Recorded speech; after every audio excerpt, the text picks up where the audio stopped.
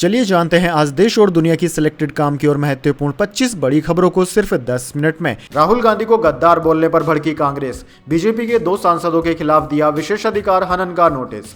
जी हां दोस्तों, कांग्रेस ने शुक्रवार को लोकसभा में विपक्ष के नेता राहुल गांधी पर की गई टिप्पणी को लेकर भाजपा सांसद निशिकांत दुबे और भाजपा प्रवक्ता संबित पात्रा के खिलाफ विशेषाधिकार हनन का प्रस्ताव पेश किया है। दरअसल दोस्तों, कांग्रेस का आरोप है कि दुबे और पात्रा ने राहुल गांधी पर देशद्रोही और सौरास लिंक जैसे गंभीर और झूठे आरोप लगाकर उनकी छवि को धूमिल करने की कोशिश की है।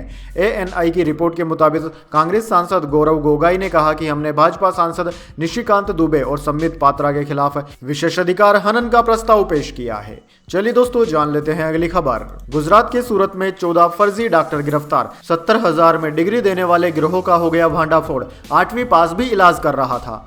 जी हां दोस्तों, गुजरात पुलिस ने सूरत से डॉक्टरी की फर्जी डिग्री देने वाले एक गिरोह का भांडाफोड़ किया है। यह गिरोह पिछले 32 सालों से कम पढ़े लिखे बेरोजगारों को 70,000 में फर्जी डिग्रियां देने का काम कर रहा था। रजिस्ट्रेशन रिन्यू करवाने के लिए 5,000 रुपए फीस भी लेता था। इनमें से एक तो 8वीं पास है, वहीं एक फर्जी डॉक्टर शमीस अंसारी भी इसमें शामिल है, जिसके गलत इलाज की वजह से कुछ दिन पहले एक बच्ची की मौत हो गई थी। इस मामले में अब तक कुल 13 लोगों को गिरफ्तार कर लिया गया है। चलिए दोस्तों, जान लेते हैं अगली खबर। महाराष्ट्र विधानसभा का विशेष सत्र 7 दिसंबर से, कालिदास कोलंबर होंगे प्रोटेम्प स्पीकर, आज शपथ लेंगे। सीएम बोले सत्र से पहले मंत्रियों की शपथ होगी। जी हां दोस्तों, महाराष्ट्र विधानसभा का विशेष सत्र 7 दिसंबर से शुरू होने वाला है। नई सरकार के गठन के बाद भाजपा विधायक कालिदास कोलंबर शुक्रवार को महाराष्ट्र विधानसभा के प्रोटेम्प स्पीकर होंगे। 9 बार विधायक रह चुके कोलंबर को राज्यपाल सीपी राधाकृष्णन दोपहर 1 बजे राजभवन में शपथ दिलाएंगे। प्रोटेम्प स्पीकर बनने के बाद कोलंबर 280 नवनिर्वाचित विधायकों को शपथ भी दिलाएंगे। साथ ही 9 दिसंबर को 15वीं विधानसभा के लिए अध्यक्ष का चुनाव भी कराएंगे। इसके बाद सीएम फडणवीस के नेतृत्व वाली महायुति सरकार विश्वास मत हासिल करेगी। चलिए दोस्तों, जान लेते हैं अगली खबर। किसानों ने केंद्र को दिया 2 दिन का अल्टीमेटम। सरवन पंघेर बोले सरकार ने बात नहीं सुनी तो 8 दिसंबर को करेंगे दिल्ली कूच। जी हां दोस्तों, पंजाब और हरियाणा सीमा के शंभू बॉर्डर से 101 किसानों के एक जत्थे ने शुक्रवार को दिल्ली के लिए पैदल मार्च शुरू किया। हालांकि कुछ मीटर बाद ही बहुस्तरीय अवरोध लगाकर रोक दिया गया। जब कुछ किसान शंभू बॉर्डर पर हरियाणा की ओर लगाए गए अवरोधकों के पास पहुंच गए तो सुरक्षा कर्मियों ने आंसू गैस का इस्तेमाल किया। किसान संगठनों का दावा है कि इस दौरान 15 किसान जख्मी हुए हैं। इनमें से 8 अस्पताल में भर्ती हैं। इसके बाद किसानों ने दिल्ली कूच स्थगित कर दिया। अब बैठक के बाद आगे की रणनीति बनाई जाएगी। वहीं दोस्तों, किसान नेता सरवन सिंह पंघेर ने प्रेस कॉन्फ्रेंस कर बताया कि हम कृषि मंत्री से बात करना चाहते हैं। हमने केंद्र से बातचीत के लिए आंदोलन टाला है। चलिए दोस्तों, जान लेते हैं अगली खबर। बांग्लादेश ने कोलकाता और त्रिपुरा से डिप्लोमेट्स को वापस बुलाया। असिस्टेंट हाई कमीशन में तोड़फोड़ को लेकर एक्शन। ढाका में इंडियन प्रोडक्ट्स का बायकॉट। जी हां दोस्तों, बांग्लादेश की यूसुफ सरकार ने कोलकाता और त्रिपुरा से अपने 2 डिप्लोमेट्स को वापस बुला लिया है। 2 दिसंबर को अगरतला में बांग्लादेशी हाई कमीशन में तोड़फोड़ की गई। कोलकाता में भी डिप्टी हाई कमीशन के बाहर विरोध प्रदर्शन हुए थे। इन्हीं घटनाओं को लेकर बांग्लादेश की अंतरिम सरकार ने 3 दिसंबर को डिप्लोमेट्स को वापस बुलाने का फैसला किया था। हालांकि इसकी जानकारी अब सामने आई है। चलिए दोस्तों, इसके बाद जान लेते हैं अगली खबर। राहुल गांधी की नागरिकता विवाद, दिल्ली हाईकोर्ट ने केंद्र से मांगा जवाब। सुब्रमण्यम स्वामी की मांग, कांग्रेस नेता की सिटीजनशिप रद्द हो। अब 13 जनवरी को होगी सुनवाई। जी हां दोस्तों, कांग्रेस सांसद राहुल गांधी की नागरिकता विवाद में शुक्रवार को दिल्ली हाईकोर्ट में सुनवाई हुई। कोर्ट ने केंद्र सरकार से भाजपा नेता सुब्रमण्यम स्वामी की याचिका के संबंध में अपनी स्थिति स्पष्ट करने को कहा है, जिसमें राहुल गांधी की भारतीय नागरिकता को चुनौती दी गई है। कार्यवाहक चीफ जस्टिस विधु भाकरू और जस्टिस तुषार राव गेंडेला की अध्यक्षता वाली पीठ ने सरकार के वकील से व्यापक इनपुट मिलने तक आगे के निर्देशों को स्थगित कर दिया है। चलिए दोस्तों, जान लेते हैं अगली बड़ी खबर। मणिपुर के कुकी गुटका अमित शाह को लेटर, जिरीबाम एनकाउंटर की जांच की मांग, दावा सीआरपीएफ ने हमारे लोगों की पीठ पर गोली मारी। जी हां दोस्तों, मणिपुर में कुकी समुदाय के indigenous tribal leader forum ITLF ने गुरुवार को केंद्रीय गृह मंत्री अमित शाह को लेटर लिखा। इसमें 11 नवंबर को जिरीबाम में सीआरपीएफ संग मुठभेड़ में मारे गए 10 कुकी लोगों की मौत की न्यायिक जांच की मांग की गई है। संगठन ITLF के अध्यक्ष और महासचिव ने सीआरपीएफ की निष्पक्षता पर भी सवाल उठाए हैं। जेरावन गांव में आगजनी और 31 साल की महिला की हत्या का जिक्र भी किया गया है। चलिए दोस्तों, जान लेते हैं अगली खबर। अल्लू अर्जुन के खिलाफ गैर इरादतन हत्या का केस हुआ दर्ज। बिना बताए अपनी फिल्म पुष्पा 2 देखने थिएटर पहुंच गए थे। भगदड़ मचने से एक महिला की हो गई मौत। जी हाँ दोस्तों, हैदराबाद में फिल्म पुष्पा 2 की स्क्रीनिंग के दौरान भगदड़ के चलते एक महिला की मौत के मामले में पुलिस ने एक्टर अल्लू अर्जुन थिएटर और सिक्योरिटी एजेंसी पर गैर इरादतन हत्या का केस दर्ज किया है। दरअसल दोस्तों, अल्लू अर्जुन बुधवार रात बिना बताए संध्या थिएटर में फिल्म की स्क्रीनिंग के लिए आए थे। थिएटर के बाहर इकट्ठा हुए फैंस अल्लू अर्जुन से मिलने के लिए उतावले हो गए। बड़ी संख्या में फैंस ने उनके साथ थिएटर में दाखिल होने की कोशिश भी की। इसके चलते थिएटर में भारी भीड़ जमा हो गई। लोगों को सांस लेने में भी दिक्कत होने लगी। इसी बीच पुलिस को हल्का लाठीचार्ज भी करना पड़ा। वहीं अंत में खबर मिली कि इस भीड़भाड़ वाली जगह पर एक महिला की मौत हो गई है। इसी के ऊपर गैर इरादतन हत्या का केस दर्ज किया गया है। चलिए दोस्तों, जान लेते हैं अगली खबर। दिल्ली का AQI 165 स्कूलों में आज से फिजिकल क्लासेस। सुप्रीम कोर्ट के आदेश के बाद GRAP 4 के प्रतिबंध हटे। पुरानी गाड़ियों पर अब भी लगा है बैन।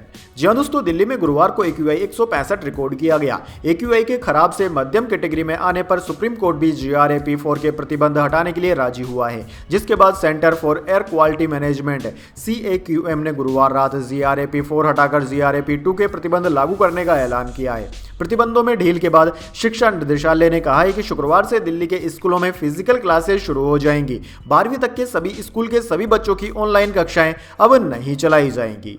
चलिए दोस्तों, जान लेते हैं अगली खबर। संसद में सिंघवी की सीट से 50,000 कैश मिला। सभापति धनखड़ ने बताया तो खड़गे बोले नाम लेना ठीक नहीं, भाजपा बोली जांच हो। जी हाँ दोस्तों, राज्यसभा में 500 रुपए का बंडल यानी कि 50,000 रुपए मिलने पर शुक्रवार को राज्यसभा में जमकर हंगामा हुआ। उपराष्ट्रपति और राज्यसभा के सभापति जगदीप धनखड़ ने कहा कि कांग्रेस सांसद अभिषेक मनु सिंघवी की सीट से नोटों की गड्डी मिली थी। भाजपा ने जांच की मांग की। कांग्रेस अध्यक्ष मल्लिकार्जुन खड़गे ने कहा कि जांच से पहले किसी का नाम लेना ठीक नहीं है। धनखड़ ने कहा कि कल सदन की कार्यवाही स्थगित होने के बाद सुरक्षा अधिकारियों ने हमें जानकारी दी कि सीट नंबर 222 से कैश मिला है। यह सीट तेलंगाना से सांसद अभिषेक मनु सिंघवी को अलॉट की गई है। इस मामले में नियमों के मुताबिक जांच होनी चाहिए और यह हो भी रही है।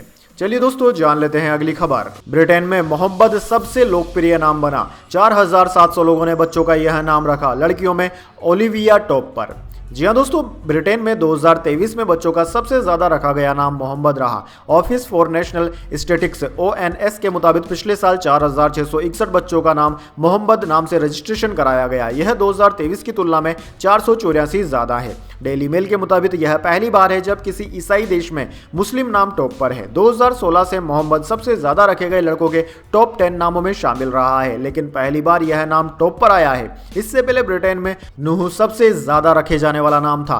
नूह को मुसलमान और क्रिश्चियन दोनों ही अपना पैगंबर मानते हैं। मध्य प्रदेश के रतलाम में युवक ने की 3 बच्चों की पिटाई, लगवाए जय श्री राम के नारे, भीड़ ने घेरा थाना, FIR दर्ज।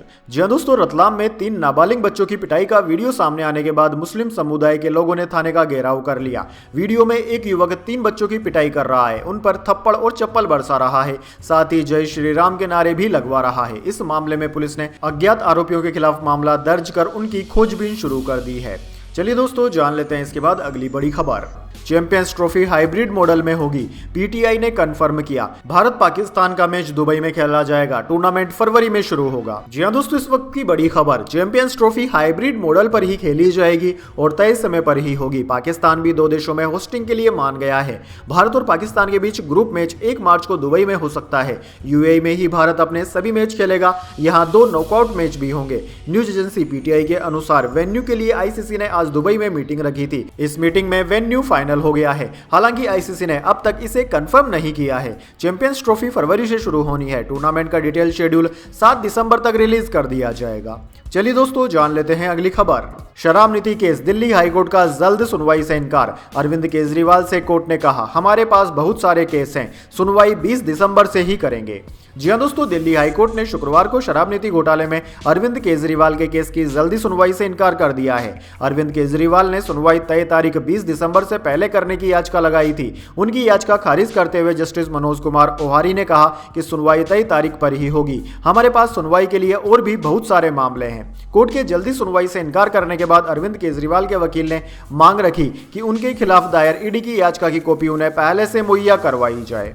चलिए दोस्तों जान लेते हैं अगली खबर। साउथ कोरिया में राष्ट्रपति का हटना लगभग तय, महाभियोग चलाने में साथ दे सकती है सत्ताधारी पार्टी। राष्ट्रपति ने देश में मार्शल लॉ लगाया था। जी हां दोस्तों, साउथ कोरिया की सत्ताधारी पार्टी ने राष्ट्रपति यून सुक योल पर महाभियोग चलाने के संकेत दे दिए हैं। न्यूज एजेंसी एपी के मुताबिक पीपुल्स पावर पार्टी के महासचिव हान डोंग हुन ने कहा कि वे राष्ट्रपति की संवैधानिक शक्ति को कम करने के लिए तैयार हो गए हैं। सत्ताधारी पार्टी पीपुल्स पावर पार्टी के नेता डोंग हुन ने गुरुवार को कहा कि मुझे जानकारी मिली है कि राष्ट्रपति ने मार्शल लॉ लगाने के दौरान कई नेताओं को गिरफ्तार करने के लिए सेना का इस्तेमाल करने की कोशिश भी की थी। चलिए दोस्तों जान लेते हैं अगली खबर। अमेरिका के कैलिफोर्निया में 7 तीव्रता का भूकंप, वेदर सर्विसेज ने सुनामी का अलर्ट जारी किया, 1 घंटे बाद कैंसिल भी कर दिया, कोई हताहत नहीं। जी हाँ दोस्तों, अमेरिका के नॉर्थ कैलिफोर्निया में गुरुवार देर रात भूकंप के झटके महसूस किए गए। रिक्टर स्केल पर भूकंप की तीव्रता 7 आंकी गई है। यूएस वेदर सर्विसेज ने भूकंप के तुरंत बाद सुनामी का अलर्ट भी जारी कर दिया था। हालांकि 1 घंटे बाद अलर्ट को कैंसिल कर दिया गया। भूकंप से अब तक किसी भी तरह की जान माल की हानि की सूचना नहीं मिली है।